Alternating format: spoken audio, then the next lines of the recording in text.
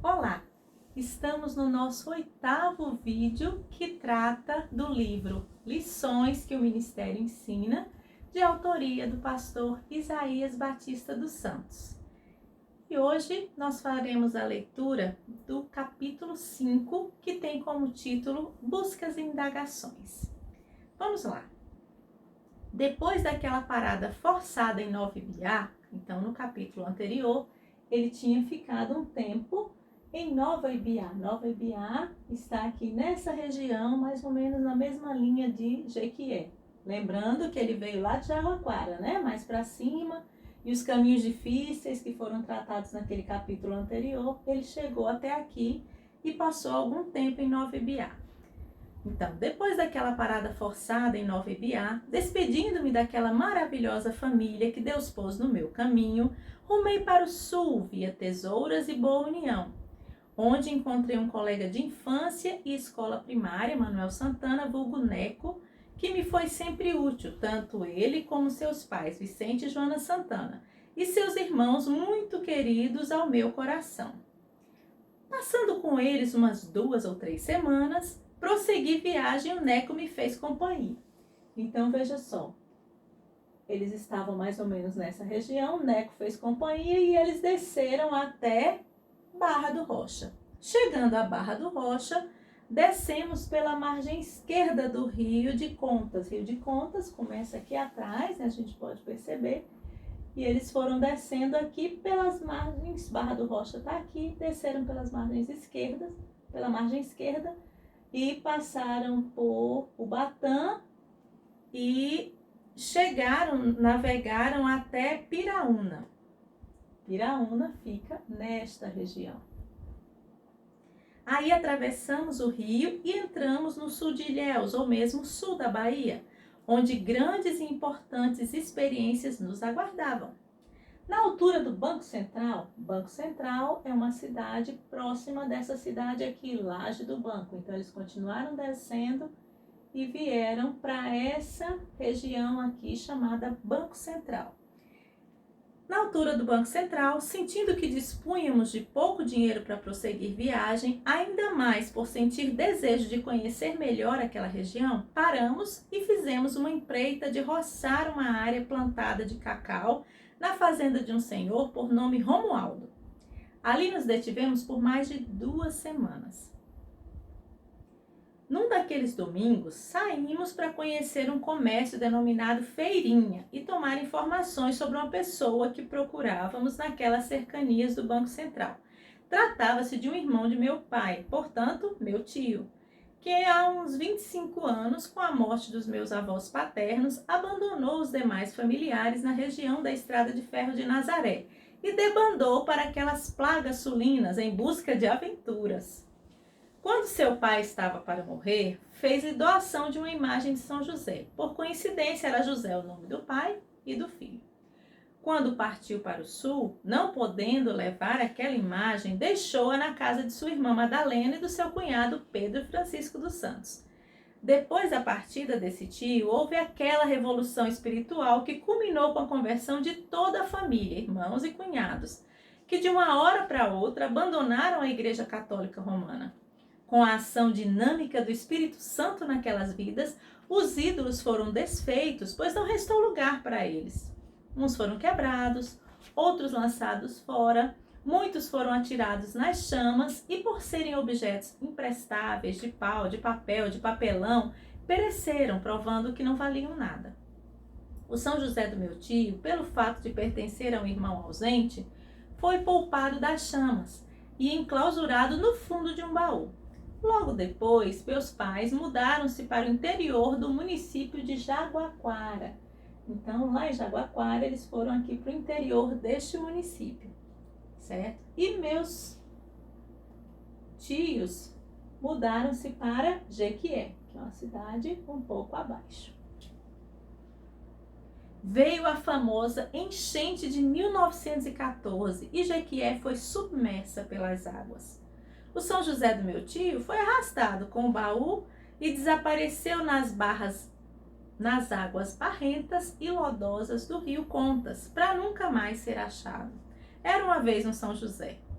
Tempos depois daquela catástrofe, o tio veio a saber que os seus irmãos e cunhados tornaram-se crentes, que os ídolos haviam sido destruídos e que o seu adorado São José desaparecera afogado nas águas poluídas do rio Contas.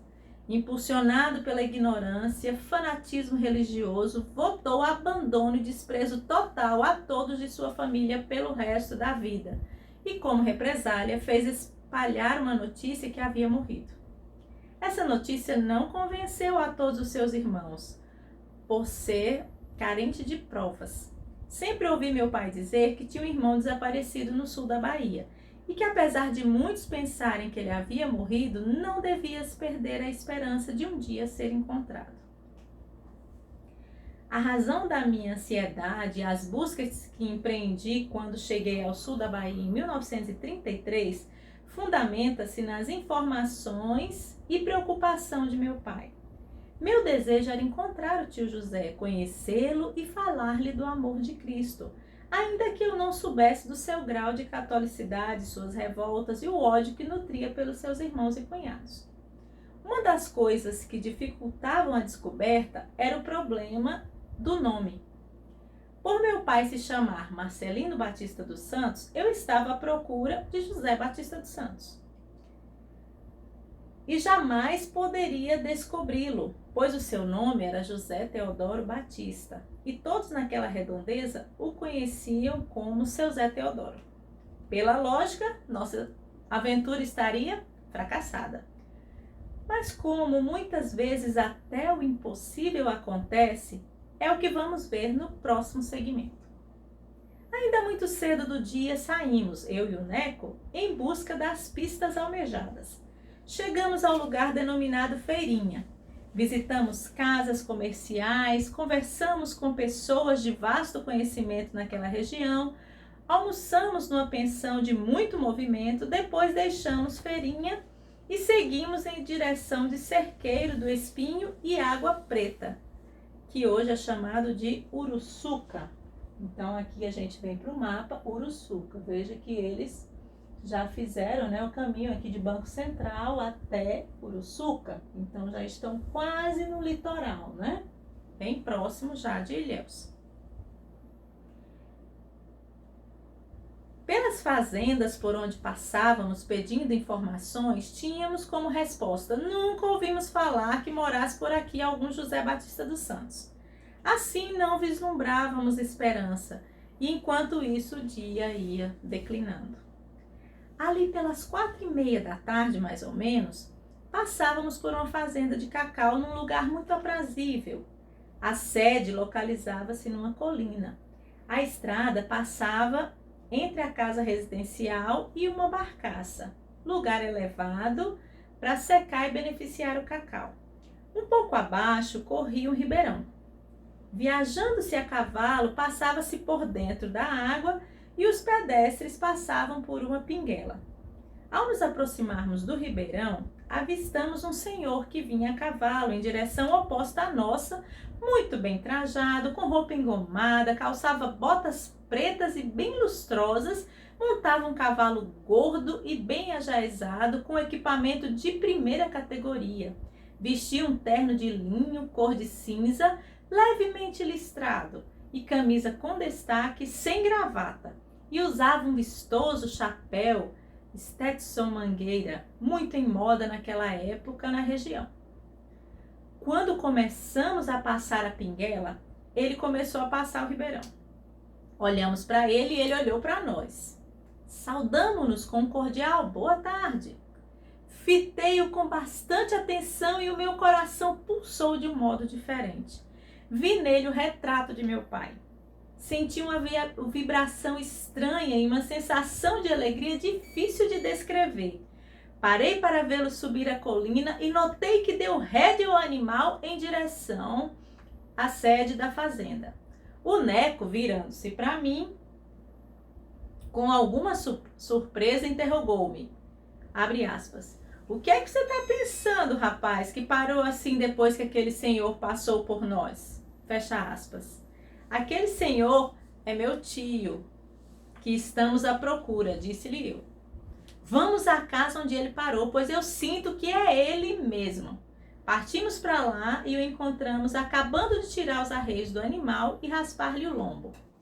Aproximei-me do Senhor com outro boa tarde, pedindo-lhe com muita cordialidade que me concedesse uma palavra à parte. Procurei saber do seu nome e algo de sua terra natal, ao que me respondeu chamar-se José Teodoro Batista e ser da região da Estrada de Ferro de Nazaré, e que há muitos anos havia se separado dos demais parentes sem nada saber do paradeiro dos seus irmãos.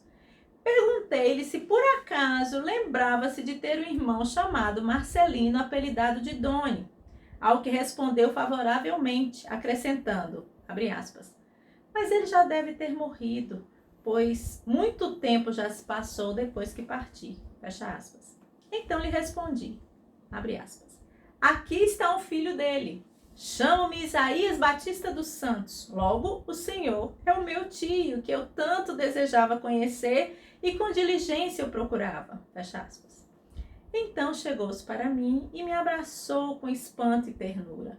Autorizou-me a entrar em casa com o meu companheiro, apresentou-me como sobrinho à sua esposa e aos filhos, mandou servir o jantar e, a seguir, ainda sentamos à mesa, passamos a conversar sobre as ocorrências da família através dos anos. Terminadas as informações, ele assim se expressou. Eu te recebo em minha casa com muita alegria, porém a meus irmãos e cunhados eu não desejo encontrar nem os quero ver, porque são os excomungados. Deixaram a igreja católica, quebraram e queimaram os santos, até o meu querido São José, que herdei de meu pai, foi jogado no Rio de Contas. Para mim, eles todos morreram. Informei-lhe que eu e meus irmãos éramos crentes.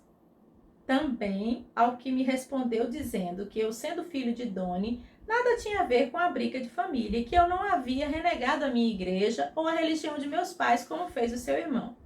E diante disso, se eu quisesse ficar morando com ele, as portas estavam abertas e que me ajudaria a montar uma casa de negócio ou adquirir uma pequena fazenda, contanto que eu me comprometesse a não me misturar com os crentes daquela região, nem implicar com seus santos. Dispensei todas as franquias, pois não estava nas nossas cogitações permanecer ali mais do que 3 meses. E assim termina o capítulo Buscas e Indagações, que encontra-se nas páginas 41 a 43 do livro Lições que o Ministério Ensina. Não esqueça de dar aquele like, o joinha, e se inscrever no meu canal para que você saiba quando o novo vídeo for publicado. Até a próxima. Valeu!